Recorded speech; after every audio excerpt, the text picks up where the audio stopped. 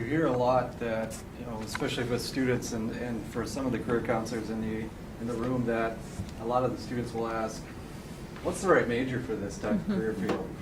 And obviously it can vary, but from your perspective in terms of academic preparation, they probably want to know is, what are some of those areas? Is there an ideal fit? Should I pick up a business minor? Should I just focus on my studies and really begin to prepare myself in terms of a strong academic portfolio? What are some of the areas that, in regards to academic prep and major, you provide advice on?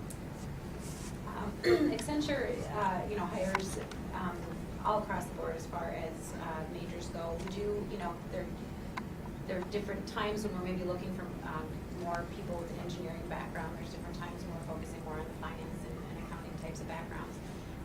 Definitely now is one of those times where the technical side of things is important. So even if you don't have a desire to be a programmer or something like that, having a comfort level, a knowledge of different types of IT systems, things like that, having, like I said, a comfort level with it goes a long way. So if it is possible to pick up a minor or kind of an emphasis in MIS or classes that have more of that, then definitely is a big plus for us.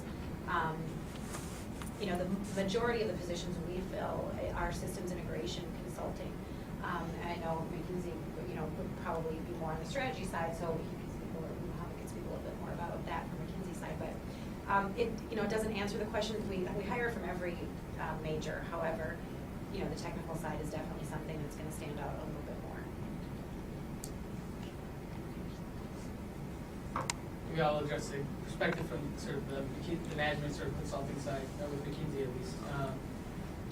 So one of the unique things I think is often people think of consulting, they think about business, potentially sometimes a specific subject matter expertise. At least in a business perspective, the sort of work that McKinsey does, we actually don't expect people to come in with a business background.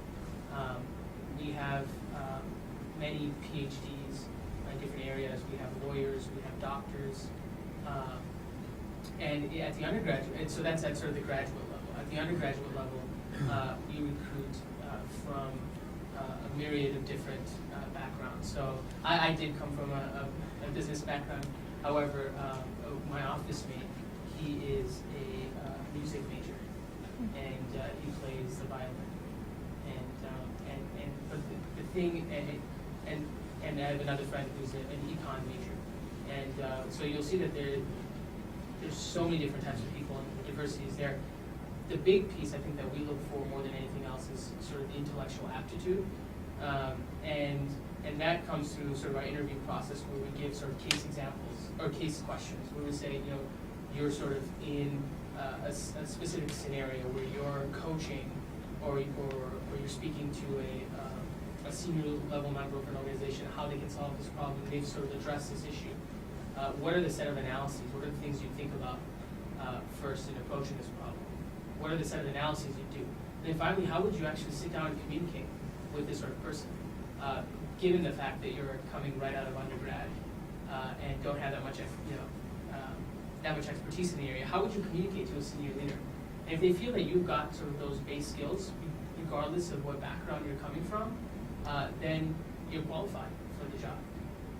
So, I'd say, as long as you're continuing to develop sort of the intellectual curiosity, and you're continuing to work on improving your communication skills, and you're really employing yourself on those sorts of things you're excited about, then you'd be a good fit at McKinsey. Add on to that as well. I worked for, like I mentioned before, Deloitte, the Big Four, and now I work for one of the Big 17 down there. At Wipfli, we hire mostly experienced hires, so people who've been in the industry for a while. We do hire some campus students as well, but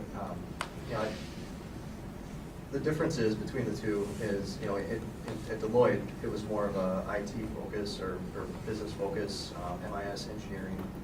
Obviously, there was a lot more engineering focus. Was for the people we were bringing on. But you don't necessarily need to start in a consulting career in order to end up in consulting. In fact, a lot of times you don't.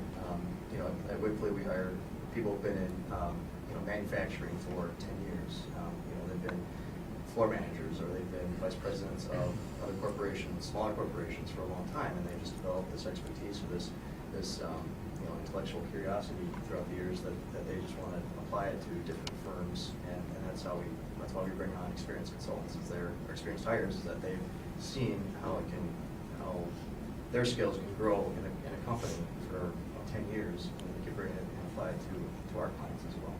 So it's not a it's not a right out of school thing. So your major doesn't necessarily matter right now, but you know, what you do after you graduate as well can definitely give you a step in the right direction for a consulting career. Excellent.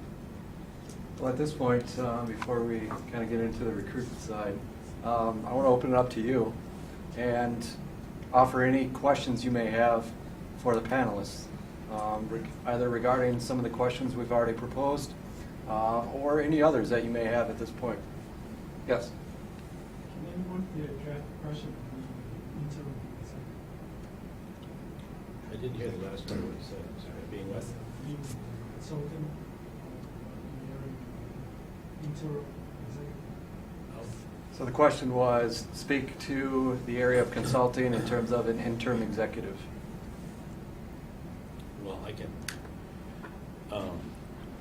I'm aware of several people who are filling in organizations who have, you know, quite a bit of executive leadership experience.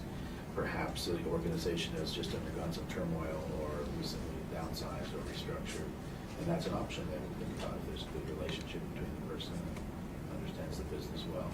I think I've heard, but I don't know personally, people who run, that's their consulting business, that they are available to, on an interim basis, perhaps 6 months to a year or something like that, while the firm searches perhaps, or while the firm redefines itself. That's all I could say about that. Good.